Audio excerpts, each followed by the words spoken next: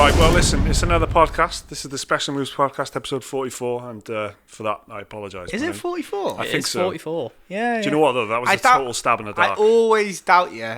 I just don't know. I shouldn't it's because I'm usually I shouldn't wrong project about my everything. doubt, though, because it makes you doubt yourself. Doesn't matter, does it? All I do Fucking does not, mate. Yeah. I'm very comfortable. No, I actually had no idea then, so I just sort of went for it, and it felt good. It felt right. And, I can say with confidence it is 44. Well, of course, and Liam's as the man who's right about everything, and the information that. Yeah, I actually had to look it up when I went to name the project file. Oh, right. Okay. So I didn't get it wrong. Magician never reveals his mystery tricks. solved. We're recording this late because, we could have easily not done one, innit? But we thought, you know what, you're worth it. So we trekked all the way to in a thunderstorm. Yeah. That's cutting power out in my town. Yeah. You know what I mean? I tried my best. I was like, just don't come here. Leave me alone. Yeah. Just don't make the drive. We'll do it next week. Yeah. But these Mike boys, actually did. These boys did really rain like dances. you, so they came over. That's it. My name's Michael Williams. These guys are Jake Kowski and Liam McKelvey. What have you been playing this week? There's actually it's summer, right? But there's a game every week, right? There's something new every week, right? Yeah, this is every year there's the summer games drought. They reckon now. Yeah. August used to be so good for games. Yeah, I remember one year with like Sleeping Dogs and Darksiders in the same day. Oh, it was good. 2 games that have really stood the test of time, actually. Both of them get looked back on Yeah, like the fun. sure. Yeah. That sounded sarcastic as hell, but it wasn't. That's Human Revolution came out 1 August. Did it? Yeah.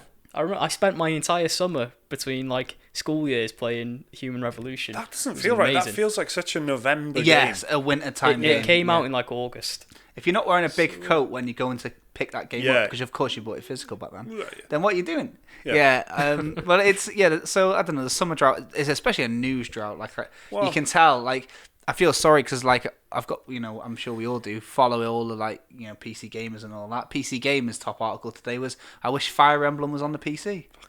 Any excuse? I was about to say that it's all happening on the Switch, though, isn't it? Like almost, if you go back and have a look at what we've been playing, like a lot of it is actually on the Switch. And if you thought it was about the Switch, wait till you listen to this podcast. You can take it with you on holiday, can't you? Everyone goes on holiday. Take the old Switch with you. I was on holiday, which is why this is late. But I didn't take the Switch. Well, I did, but I never played it. I was so ready, but I didn't. Still, I've come with the goods. I've been playing 3 games. Yeah. So does someone else want to go first before I lambast you? Go on, Liam. Yeah, okay. So the biggest game I played this week was Wolfenstein Youngblood on PC. I think, a new one, not like a Peter Jackson's King Kong. No. He's coming in this week with a new one. I actually played something new and relevant for a change. Yeah. Relevant? We'll find out, won't we? Yeah, a bit of a weird one. It's like we were talking about it last week or the week before, where you have these big they feel like DLCs, but then are expansions, but they're actually their own standalone games. Game and a half. The half. It is a 0.5 sort of weird one. Yeah. But, so what's it like? What's it about?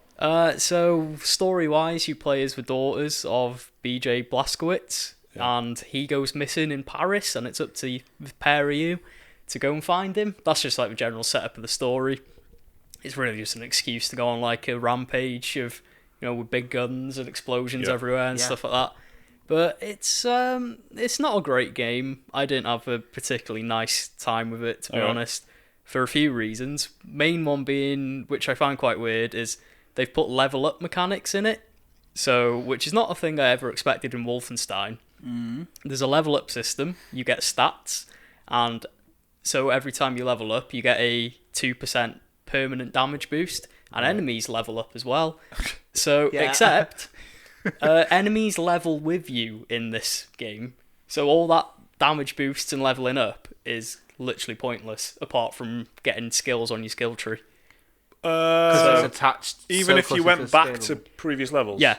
So if you go back, because it's semi-open world. You have a hub world, and then it's connected to different like districts, and you can click on this like metro map which district you want to go to, and you can do side missions and explore for collectibles and stuff like that. But no matter where you go, the enemies are always the same level as you. So the whole leveling up mechanics, kind of pointless. Yeah, I've got a lot of questions about that. I mean, does that affect the sponginess of the enemies? Or it does a little bit, yeah, because their health, your health doesn't increase unless you buy the relevant skill for it. Okay. But the enemy's health and damage does keep increasing, and you only get that 2% damage boost with every level. Yeah. and then enemies have an armor system as well, where they've got 2 different types of armor, and your weapons are like split into 2 types. So you have to use that corresponding weapon type to get through their armor. But I kept running into it where, like, I'd encounter enemies who had heavy armor. I'd use all my heavy ammo up incredibly quickly, and then I could not find any more heavy ammo in the environment. Wow, man. And so that made it a bit more spongier, so I was stuck using the wrong weapon type, just like slowly chipping down their armor.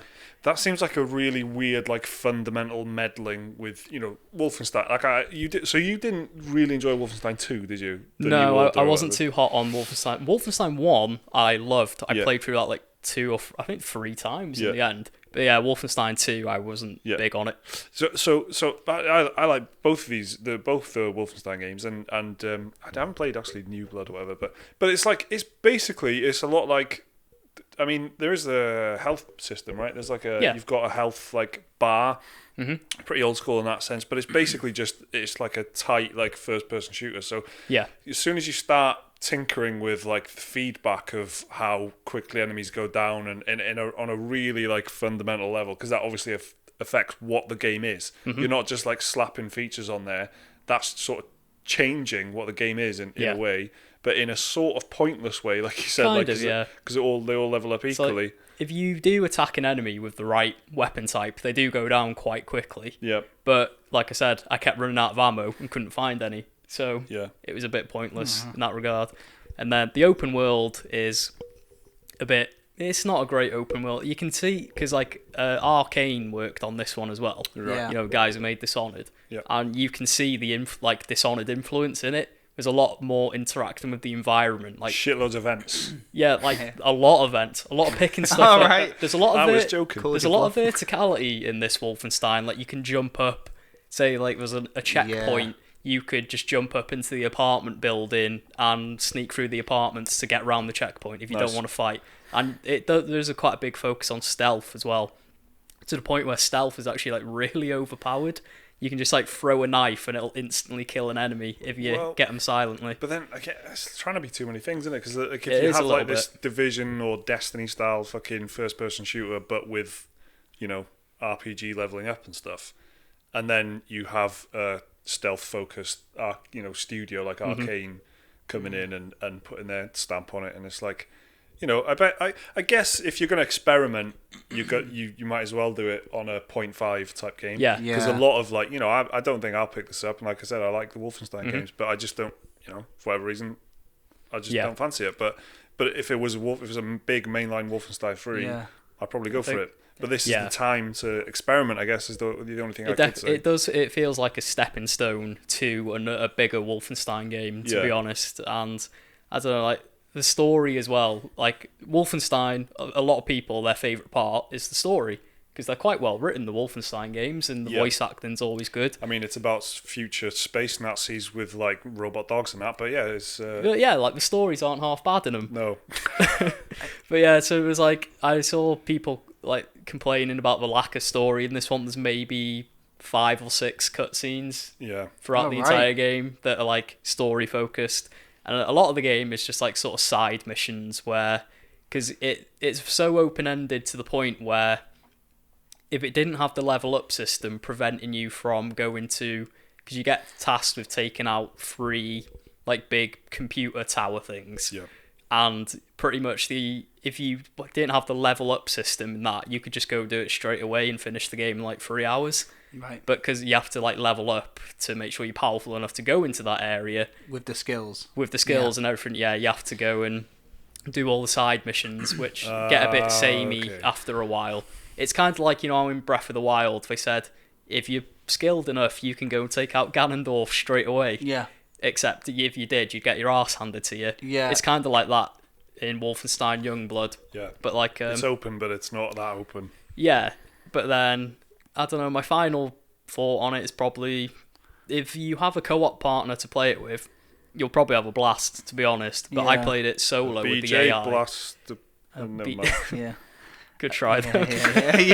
But if you have a co-op partner, you'll probably have a good time. But then I played it solo with the AI, and the AI is pretty much useless to the point where I really wanted to know about this actually, because so you have to play with an AI partner if you're playing it alone. If you're playing it alone, yeah. Right. And then because there's you can tell the game is obviously designed for 2 people playing it co-op. Yeah. And it even the final boss, I actually had to turn the difficulty down because the AI partner just would not revive me. It would just stand there and get killed itself, and it'd be like, well, there's the start of that boss fight again. Ground. And so I had to take the difficulty down a notch because the AI just would not help me at all. Yeah. And how long was it? Like, how long does it to be? That's one thing I was about wondering. 8 hours it took me. Right. So it's quite long. Yeah, it's quite lengthy, and if you did all the side quests, you could easily get 20-30 hours out of it. Oh, right. It's got a lot of side content in it. Yeah, well. So, and with it being £25, I'll say it's probably a good value proposition, but that really depends if you're into it, which I wasn't. It depends how much you get out of just ticking stuff off, doesn't it? Which for me, kind I of, don't get anything out of I mean, that, so. it's got weapon customization and stuff in it, which is pretty cool, but it really just boils down to this part gives you more ammo, this part does more damage, this part increases your fire rate and stuff like that. Yeah. And the weapon variety is quite nice. There's a decent amount of weapons. I think there's the same amount there was in Wolfenstein 2. But yeah, it's just I don't know, I didn't have a great time with it, to be honest, and it's not got me hopeful about a future Wolfenstein game, because this one ends very obviously teasing a third Wolfenstein. It's not got me hopeful, to be honest, and with the disappointment of Wolfenstein 2, combined with the disappointment of Youngblood, it's really not got me hopeful about the future of Wolfenstein games. I think this might be this year's worst Liam review.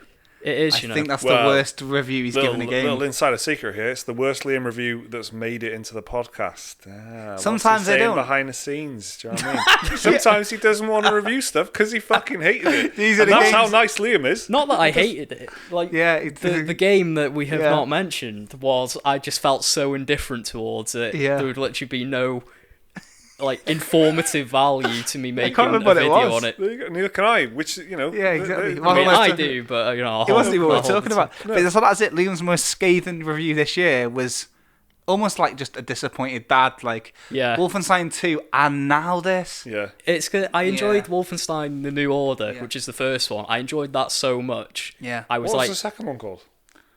New Colossus. Oh, and then in between them, they had The New Blood, which is pretty much just a remake of Return to Castle Wolfenstein, but in the new engine. And I liked that one as well. But yeah, Wolfenstein 2 and Youngblood, I don't know. Hopefully... Not good ones for me. Not hopefully, but I mean, this is probably it for Wolfenstein for a while now.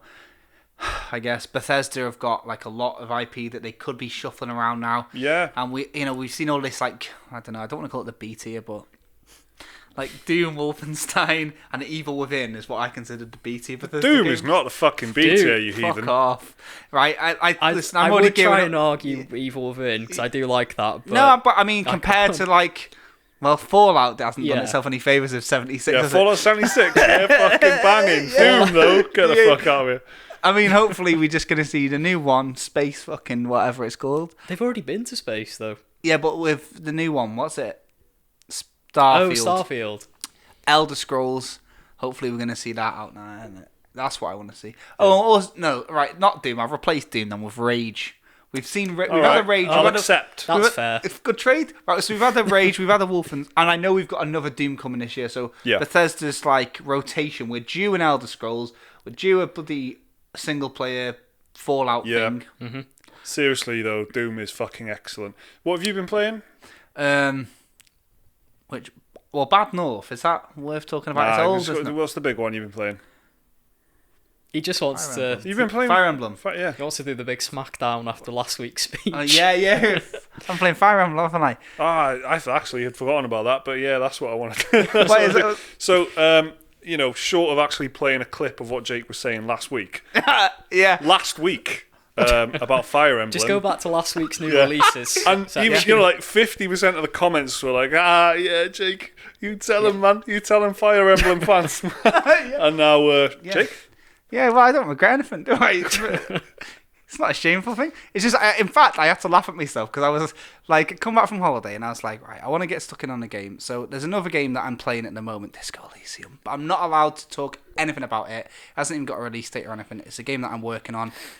But so the thing is, like, I'm so used to playing a game and talking about it. It's like I need to get myself a game I can talk about because I don't want to be playing this, talking about how it is and that when I'm not allowed to. Do you know what I mean? And so I think I need to distract myself. I need to get a good game I can get my teeth stuck into. Don't really want to do Judgment. Don't really want to... I'm playing Divinity. I'm getting quite far in that now. I'm in like arcs or whatever. But I wanted to get something new. I thought it would be cool. And then I thought, what would be funny? No, you didn't. Yes, Don't try and be cool. Yes, I fucking did. I thought, what would be funny? Well, no. It's not. I'm going to do a full train of thought. I saw it on Twitter. I saw a couple of people I like, and I thought, wouldn't it be funny if I got that and loved it? Because I'm so sure I'm going to hate it. Then I saw another opinion. Dave Jewett from GameSpot, not normally into this sort of thing, is dead good. And then I thought, how much is it? Got it. Got a voucher. It was less than 40 quid. I think it's 55 on the eShop. You bought Fire Emblem. Yep. So brand new. Yeah. Brand new. And straight away before the reviews, there's not even many reviews for it because it's still so fresh. Yeah. So it's still a bit of a risk. It's a gamble, innit? I was messaging these guys before I even installed it. It could have gone either way. Fucking loving it. I'm fucking loving it, you know. I hate all this weeb shit. I fucking hate it. I don't like. It's just like I'm such an old man with it. Like. Even like loads of anime and stuff, like when you're watching just anime, as soon as I get like just a sniff of fucking anime cleavage, I'm like, lads, what's the point? Nier Automata, you can tell me how good it is all you want, but we're in a robot with like, she looks like she's wearing like a satin nightdress, whatever. Her arse is out for half it. It just pisses me off. So I thought I was going to hate it. Hardly any of that shit in it so far. It's fucking sick, right? I want to do a full fat video about this. I want to try and finish it and give you the full sort of... Yeah. The epic. But all I've got to say about it so far is it's got this like, it's almost like Wargroove, the fighting style, and then the bits that aren't like fighting, because it's like a tactical JRPG, right? But it's not like you go on a grand adventure and all that. All the like outward stuff is within battles, but then all the sort of running around takes place in one place, in like this Hogwarts, basically. Yeah. This monastery. Hogwarts. Because it's about wars and that? Yeah. There's this like social element.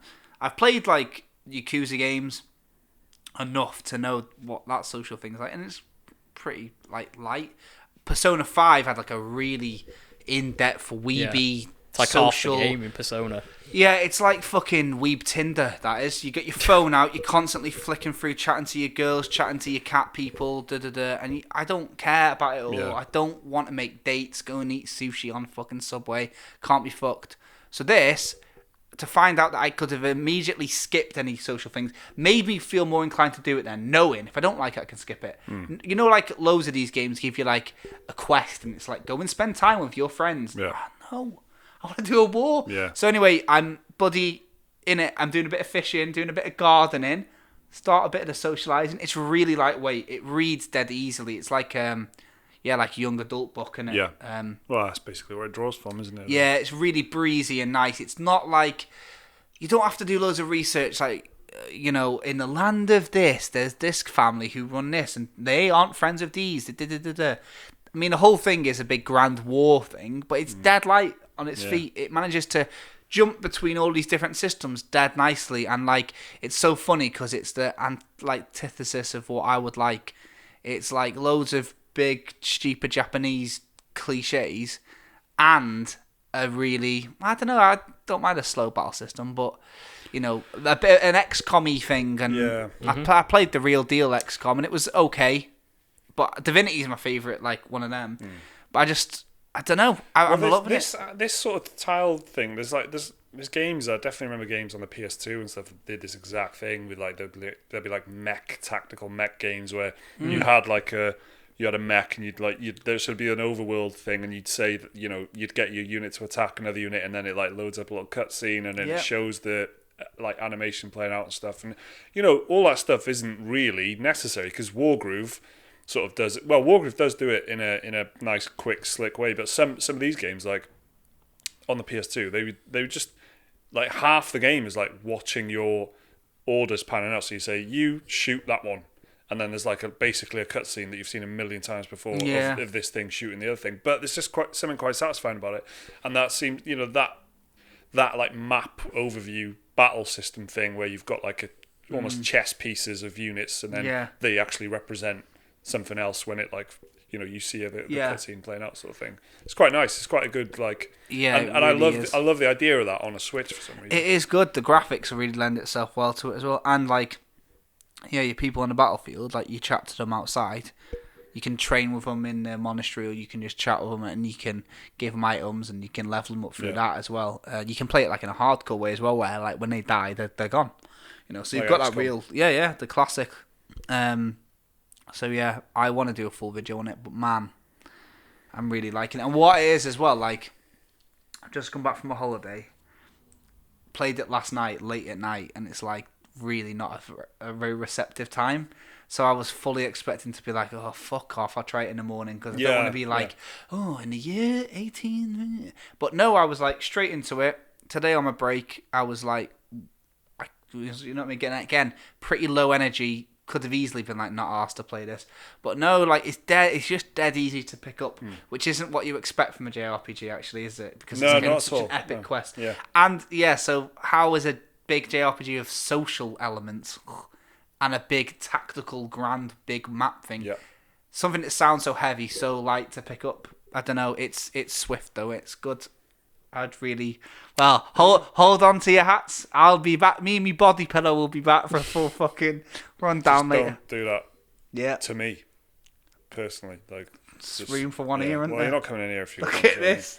Holding an imaginary body pillow for the audio listeners. Just no thanks. I read out a quick I sent you a quote before I played the game, and it was like, because I was like saying to you guys. There's a joke, guys, I've got a Fire Emblem, ha ha ha, isn't that funny? Because I haven't even played it yet. I hope I don't hate it. And then I wanted to really give myself a bit of edge. I wanted to read a quick review, and one of the reviews was one of the leaders of the three families you can pick is Claude, who's easily got the horniest energy of them all, which is exactly what the Fire Emblem fans want. He's a fan favourite, and I was just thinking, what is this?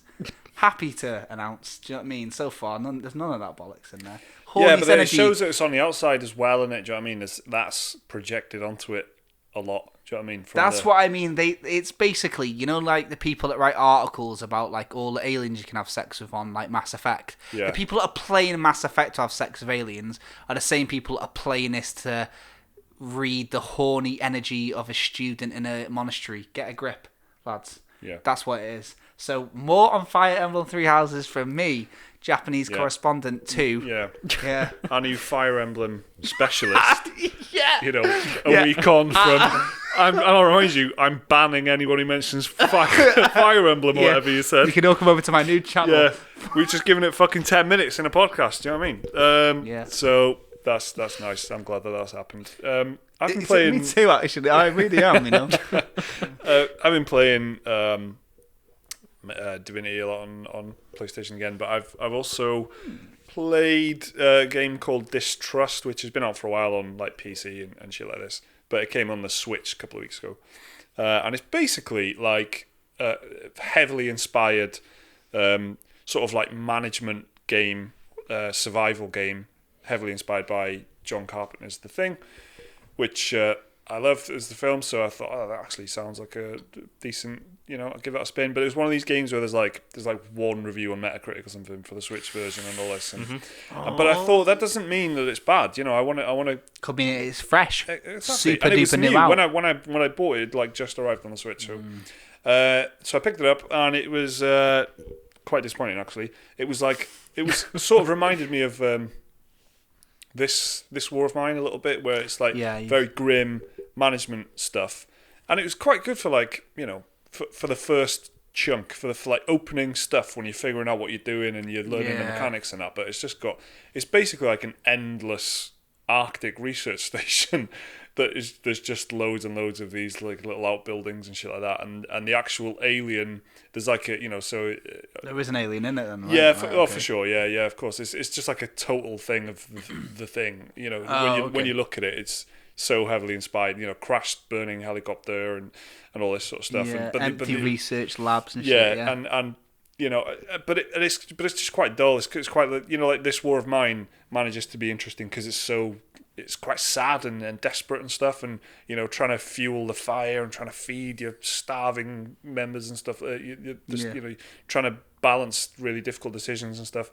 That doesn't really come out in this, and it doesn't play particularly well. It doesn't feel very good to play, and that was my biggest issue with it. And I really wanted to like it, but it was one of these games where I thought, maybe give it a spin. But you lads didn't enjoy the games you played this week. You know what? You need to join me in Fire Emblem, don't you? Join me in Wolfenstein. I was almost going to buy it, but I fucking didn't. Space for body pillow there and there. But I didn't. I was like, no, I don't. I'm putting like 50 quid down on a Nintendo Switch game, and I was like, well, Jake says it's bad, so I'm not gonna.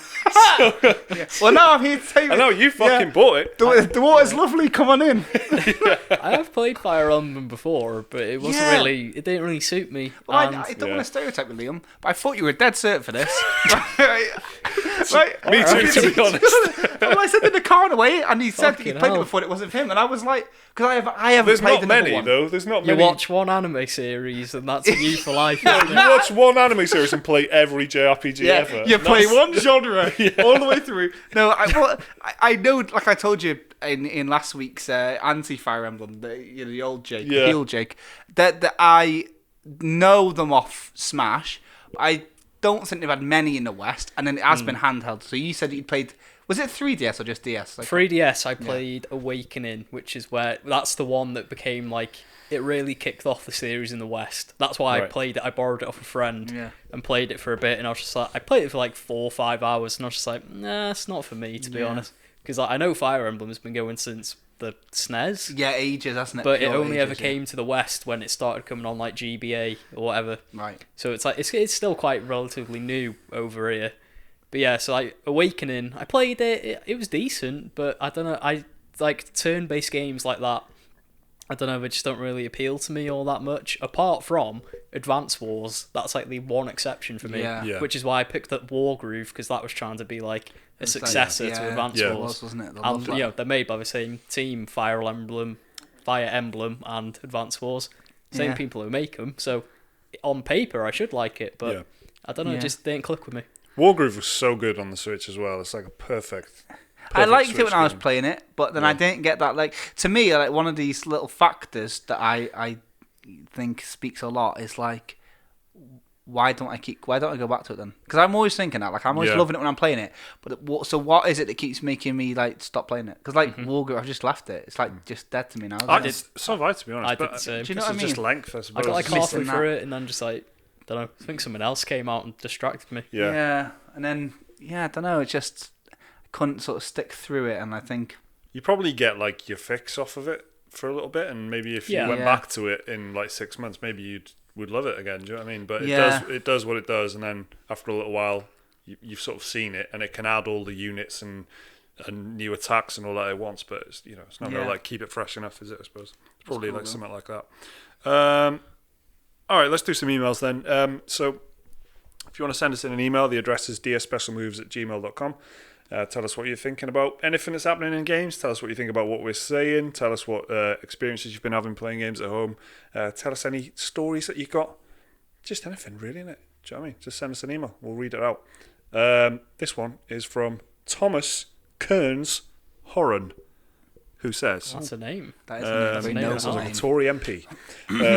Thomas says, Dear Special Moves, how are you, lads? Hope all is well. Good, thank you. Lately, I've been in such a rut when it comes to finishing games. On the topic of not being able to finish Wargroove. Fucking hell, I'm good. Same old, same old. Start a game, get really into it, cease to play it for something else. The pain is real. The last couple of weeks, however, I've been playing as many indie titles as I can get my hands on. Why? Well, because I feel so much more engaged by them.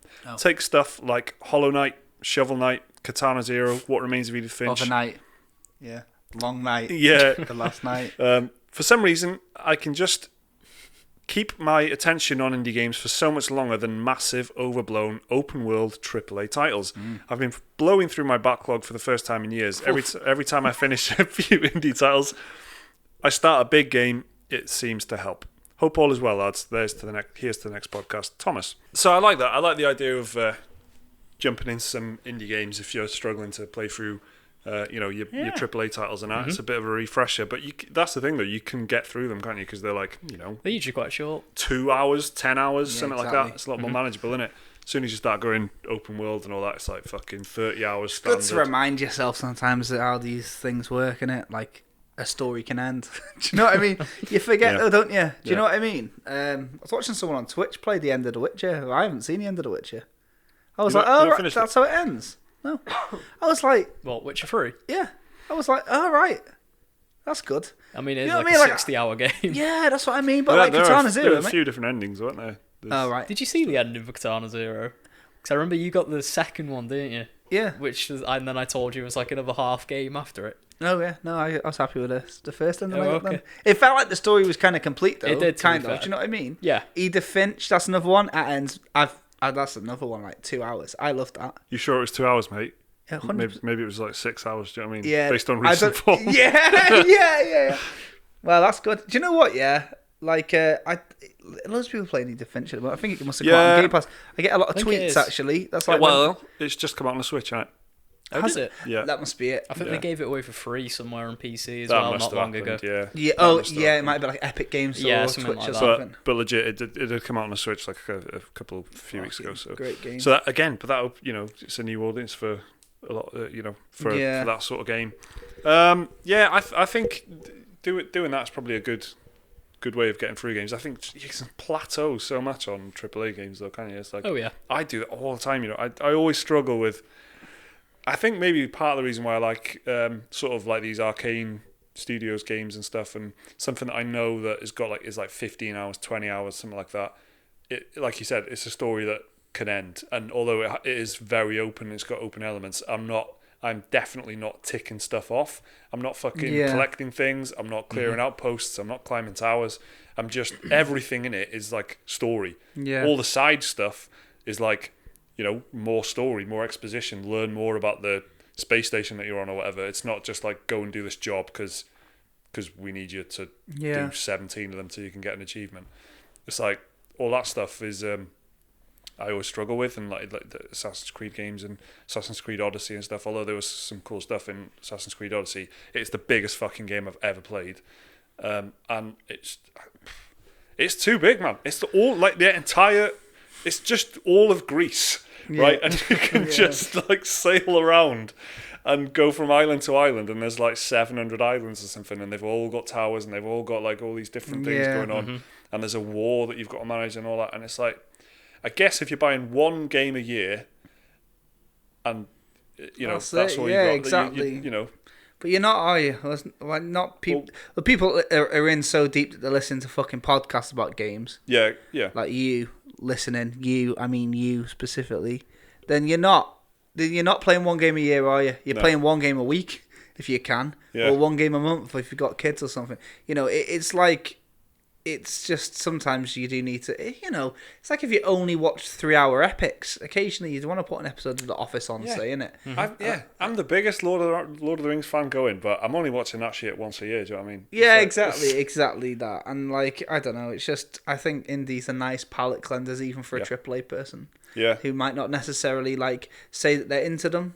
Maybe, if you're an uninspired AAA player, maybe give it a go. Maybe just have a look at the ones that are like really highly reviewed. Yeah. So like, the kind of stuff mentioned there. Hollow Knight is pretty long if you're quite shit. Well, some of them are like Katana Zero, Hotline Miami. Some of these ones you do them in a day. Yeah. And so many of them are like style and stuff, like not over substance but style focused, and something like Katana Zero where like the music and and just like that like tight gameplay is like. If you're not engaged in like 5 seconds, but you will be. That's the thing. They're so good at hooking you. And the thing is, like, they a lot of them are smoke and mirrors, party tricky gimmick things to hide like a very basic gameplay loop. But because they're so short, they don't seem to like wear thin. It's not like 700 towers on a Greek island or whatever. It's exactly. If it was like you did that twice and the game was over, you'd be like, oh, that was cool. Look at like Super Hot, for example. That could, if they went into that with the same like AAA, we need to keep players playing levels. Philosophy, you'd want to shoot yourself in fucking slow motion. Do you know what I mean? Throw a gun at your own head. Exactly. Exactly. But it's not like that. It's a perfect little, it's all about the length is just as long as it needs to be, sort of thing, not as long as it can possibly be made. Yeah. We got another email kind of on this topic actually, which is thank you, Thomas Kearns. Nice Bridge or whatever. Good luck in the forthcoming election. Actually, speaking of that, you didn't let us know what your constituency was. We do like it when you've got a geographical location. Okay, it's not necessary. It's not like we're like capture or like we're trying to verify you. Yeah. But it's always nice to know whereabouts you are. We hear loads of good ones. Yeah. Vietnam, Kenya, that was a good one. Follow the example of Duncan from Nottingham. There you go. Not as exciting as Kenya there, but we don't mean shout out to Mailman or whatever. Duncan from Nottingham says, Dear Espresso Moves, one of your recent podcasts had an email from a proper codger, and here's another one. My first computer was actually Welsh, so feel free to guess what that is. What's he talking about there? There's a Welsh computer. We haven't done anything in Wales. We haven't got computers, have we? We haven't done that. Maybe there was like a computer made in Wales? Is that what they mean? Fucking hell. Duncan, you got to tell me what that was, mate. You will actually want to know as well, so you best add. It's quite good, though, isn't it? Well, did you know that we had a Welsh computer? No, but I don't know what I don't know. I mean, like the operating system was in Welsh. Or like the hardware was made in Wales. Sure, yeah. That's what I want to know. Like, is there like a Welsh language pack for Windows? That's what I mean. Anyway, go on. Maybe that's what it is. But I need to know. Duncan says, I think old games were hard because of the limitations of the hardware. If they were easy, everyone would finish them really quickly, and replay value is limited on simple Easyware, is it, mate? games. It's certainly not. The majority of early games had tenuous plot at best, which, I don't know, maybe some of them were quite interesting. They were mostly very mechanics-focused games. But with time, plots increased, stories expanded, and grand open worlds happened, mostly through PC role-playing games. Now, a large part of the games industry is purely focused on making lots of money. So corporations design by committee. They take the ingredients and put them together. Games have progressively gotten easier for good reason, but modern AAA games are disappointing because they don't have good stories or worlds that leave you in awe. Games as a service also take away the good story. I mean, did anyone really read all the stuff in The Division? Games used to be made with passion, but are now assembled from the parts that made other games successful, not from an inspired idea. Duncan from Nottingham. So that's a few things going on there. But the thrust of it is basically what we've been talking about there, where, an indie game is basically like just from one idea. Exactly, yeah. Yeah, I always think that about any sort of, I don't know, like any medium of entertainment, innit? Yeah. Normally, if a film's written and directed by the same person, normally it's a little bit more of a complete idea. Yeah. And it's like same with like solo projects and stuff like that musically. Normally probably come like a bit deeper, I guess, because they all come from something very personal. Even the music is coming from the same brain, I guess. Books. So, indie teams are normally small. 1, 2, 3 people. One vision. And they make it work. But it's true. No, it's definitely true. And the thing with like you said, the comparison with writer director, like that person knows that so well. Like they know what they're trying to do so well. But then Ubisoft, by comparison, is like there's like 1,200 people working on, any given fucking Assassin's Creed or whatever else they're making, and then and they're spread out like all over the world, and then there's a huge coordination effort going on just to make sure that everyone's on the same page on a really basic level. But even if you tell the same, like if you say like the same thing to 400 people, the chances are that they'll end up having a different interpretation of it, right? If you say like we want a game with like strong combat but fast, imagine telling that to 400 people. Yeah, they're all different, innit? Do you know what I mean? Exactly. Unless you hit Hidetaka Miyazaki, you can't control a team that swiftly. Yeah. So there are like a few, a very rare few in like AAA like that. Kojima being one, Miyazaki being one. They're auteurs that have got a team of it's their cult game worshippers. True, at that point, like, their name is on it, all over it. Yeah, I mean, if you look at the box art for Death Stranding, what's right above it? a Hideo Kojima game. Yeah. When you open the box, what's on it? When you look at the disc, when you flip the disc over, when you load it up, it'll be everywhere, mate. Kojima. I'd say like, but yeah, I get what you mean. Like indie stuff being a lot more focused because the teams are smaller. Exactly. And I think the way that AAA is they're designed with a business model in mind so much where like you were saying there with the Division, they want to keep you in the game as much as possible. They want to give you like a world that you can just spend like 40, 50 hours in. But then that's not necessarily what everyone can commit to or can enjoy, that's not always going to be the best experience. And if you're just putting stuff in there for the sake of putting it in there, if you look at Red Dead Redemption 2 as an example of, you probably could argue that Rockstar genuinely think that every second of that is vital because it's a cowboy simulator. I reckon they would. I don't reckon that they'd. Do you know what I mean? But there are so many games that are just as long, but they do it in a. Loads of it, I reckon, just down to the fucking simple fact that it's ran by dickheads that have got money, and they want to make sure that their writing team. Their writing team's finished, yeah, but their writing team's still getting paid on the clock, so they need to make sure that the writing team's doing something. Yeah. So the writing team need to do something. It'll be good, but the game would completely work if it's not in there. So that's why they're doing all these audio logs. Content. Yeah, exactly. Because imagine if the audio, like the writing team were like, that's us for 3 months now. We're done. Let all you lot finish off. Yeah. No, the writing team has still got to clock in because it's a 9 to 5 for these people. Or what, a 9 till fucking 9 by the sounds of half of these articles.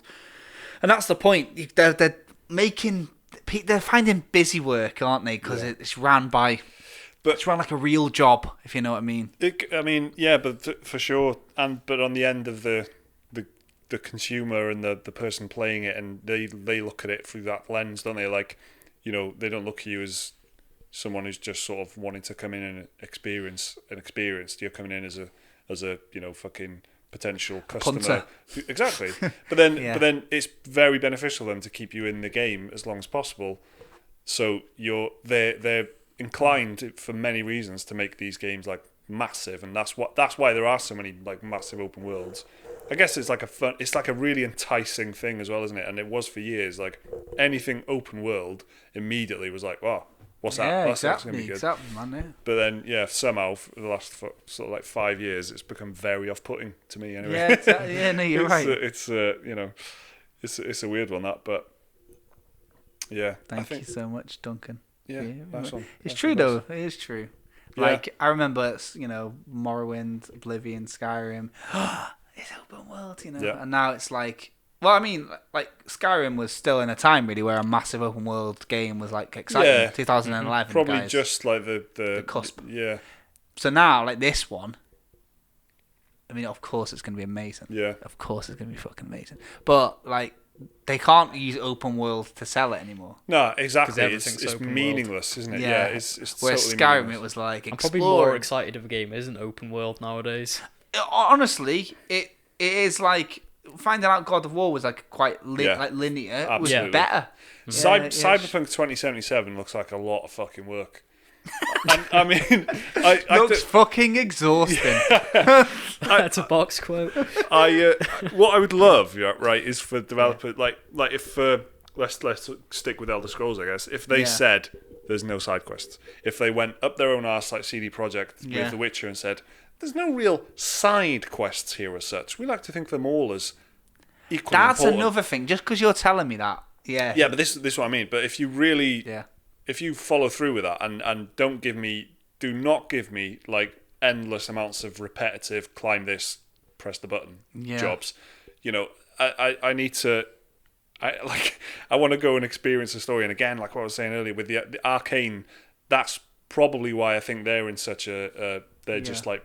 Totally blossoming because they really fulfill that thing of like everything you do is just do you want to learn more about the world? Well, go and do these other things. Right, if not, don't worry about it. Just go and murder some other people. They make the world really interesting, so you wanna learn more about it. And you want to like unravel stuff. Maybe it'll make the main quest easier. Maybe you'll find different routes into the building or whatever. Yeah. It doesn't mean you've just fucking climb a tower and see the thing. I keep saying climb a tower, but it's like emblematic, isn't it? Of like that's the one in it. You're right. I think there's loads of towers in a city, so I guess there's a lot of verticality. That's true. There was like they did show off 30 minutes of the game as well, so we should know. But like, I don't never really trust it because I'm hopefully getting hands on at it at Gamescom next month because I know that back on Cyberpunk now. Yeah, back on Cyberpunk. But until I play it myself, until I see it for myself, I'm not going to trust it. And I just, not in like a, no, don't trust anybody, don't pre-order guys way. Yeah. All right, because I know that the same people that say that are also well up CD Projekt Red's arse. But I'm just saying that it's like, you know, you can make every quest in your demo look meaningful. Yeah. But until I'm playing your game and seeing some shit fruit peddling quests, I don't want to know. Then again, though, I am fully aware how good The Witcher 3 is. And the quests are fucking good on that. But the thing with The Witcher 3, I definitely feel like that sort of like unraveled. Like you've sort of realised after a while, like these side quests are really good. And you actually, you know, you have like good dialogue with all the different NPCs and they like, they're never the same. And obviously there's a lot of like, oh, there's a witch in the woods, go and kill a witch. But there's always like a huge sense of like, variety and you know there's like a specific feeling to all these different ones, and the quests contribute to the other quests as well, which is a huge thing. I think it's not like a Far Cry thing where you're just hunting the animals. All right, what are you gonna do for climbing the tower again? Climbing the tower, do you know what I mean? Yeah. So I think I think it's not necessarily just the open world. I think it's like the side quest, the side job. Yeah. No, not that. Just the chores. Do you know what I mean? The chores of. You got to go and do this, like an endless list of tasks that you need to do. No thanks. Fucking right. So there's been a little bit of news, not like it hasn't been like a huge amount, but one of the big news items that I've seen today is Outer Worlds coming on a Switch, on a Nintendo Switch. Outer Worlds. What do you guys feel about this, Liam? Are you looking forward to Outer Worlds? I think so. Yeah. I mean, I do like a good Obsidian game. And the fact that it's on Game Pass, you know, it's pretty much a given. I'm going to play it at this point. Yeah. And, fuck yeah, Game Pass. I know, I'm like a ringing endorsement for it. It's ace though. But yeah, so I think it's cool that it's on the Switch. Is it going to be my preferred way to play it? Probably not. To me, this is a very PC-centric sort of game. Obsidian games usually always are, for me anyway. But, I mean, I like the idea of it being on Switch. If it means more people get to play it, then that's always a good thing. Do you know what my... I'll be honest with you, both of you. My first thought was actually, I'll buy it twice if it's good. Yeah. So I'll get it. I'll get the, you know, PlayStation or PC version.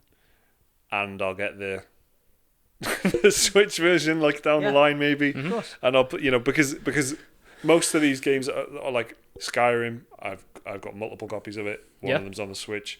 If there was a Fallout, any of the Fallouts came on the Switch tomorrow, I would buy it. If they put New Vegas on the Switch, I'd buy it in a heartbeat.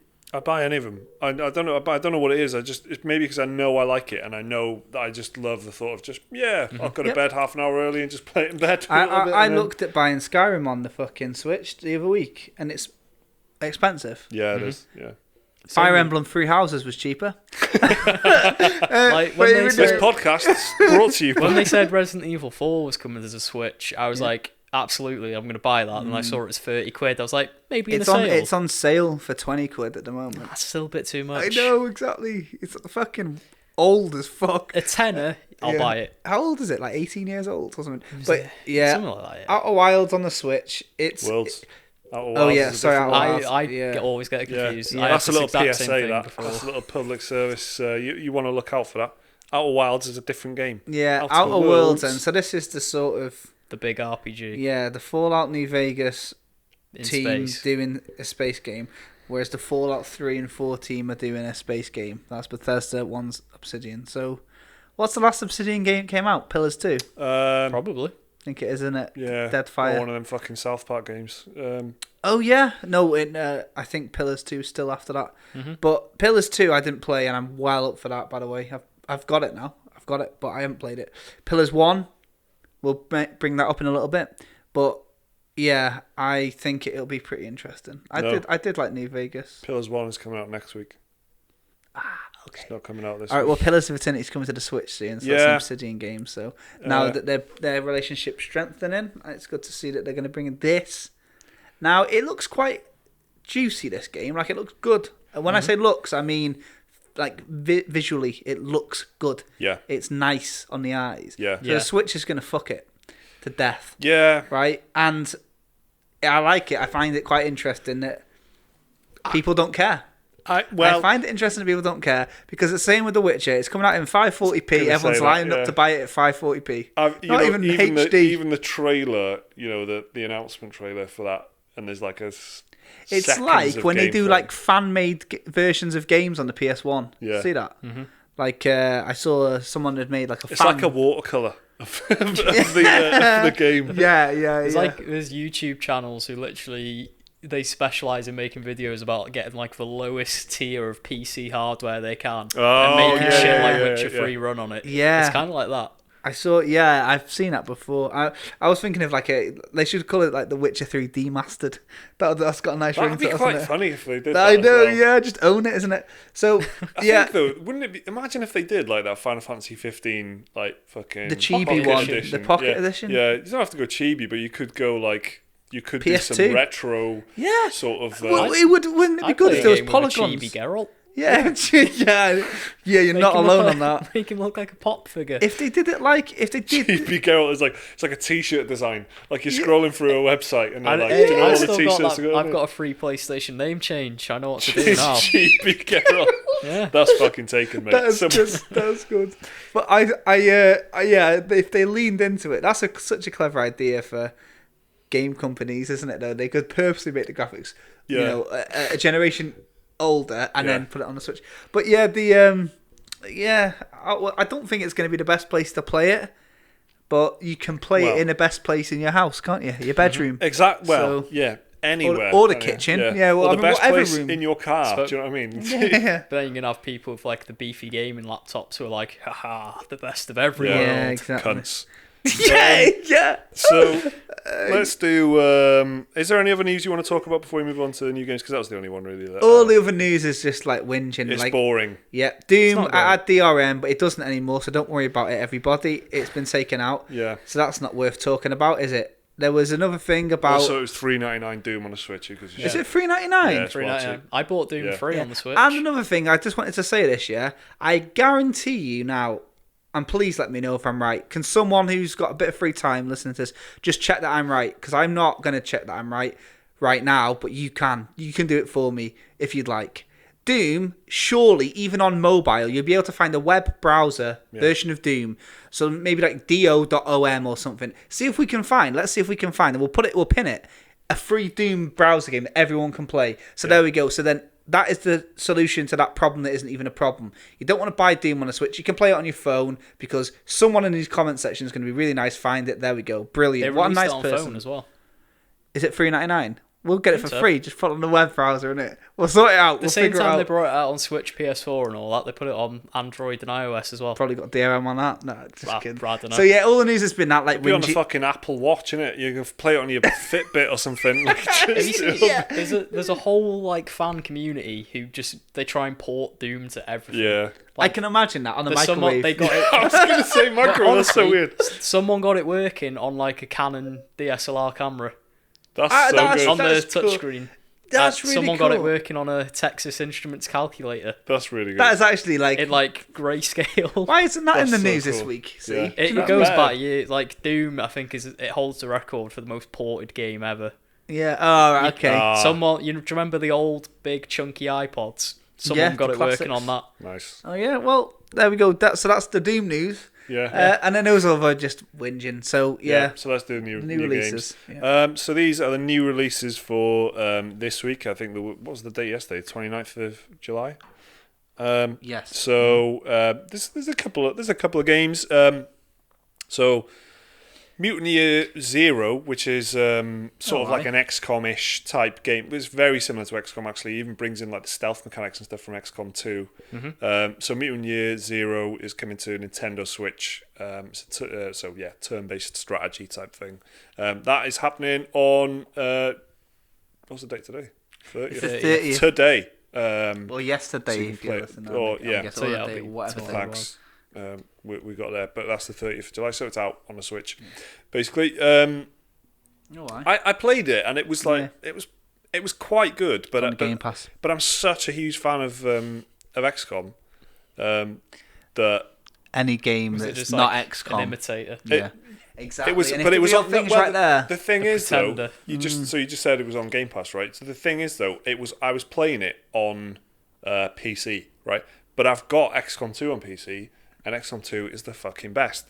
So why, if I wanted to play that, like it just wasn't doing the job. Unless quite you as really well. like ducks. Yeah. Yeah, exactly. And they're all right, aren't they? But they're not aliens. Yeah, I don't know how much they know about the old duck relationship to special moves, but yeah, we'll never mind. Yeah, one for us, Exactly.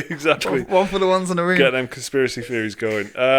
Actually, no, they do, because they know that there's always a comment of like 3 ducks on the YouTube channel. They don't know why though. That's good, innit? But you know as well, sometimes when Steve isn't commenting, someone takes his place, and we'll post 3 ducks. Do you know that's my dad? Just Steve. He's not my dad, is he? So he's Steve. Yeah. But yeah, I could have called him Liam's He knows the inside joke. Yeah, no. That's why he leaves the ducks. That's why there's always Steve. 3 ducks on the comments. It's because he's got the inside knowledge. There's 3 ducks on the comments. There's 1 duck in Mutant Year Zero. Get it out of there.